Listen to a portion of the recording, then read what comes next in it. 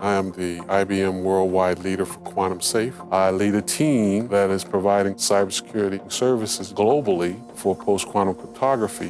When I joined the service at 17 years old, I knew I wanted to be an electrical engineer.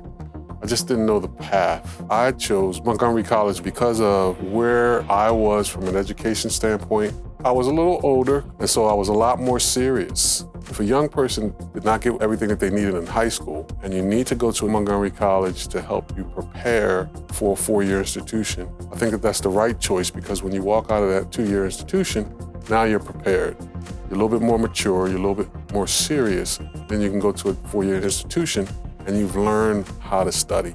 And that's what I learned at Montgomery College. I learned how to apply myself academically.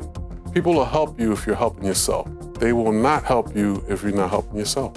It's just that simple. Montgomery College is awesome.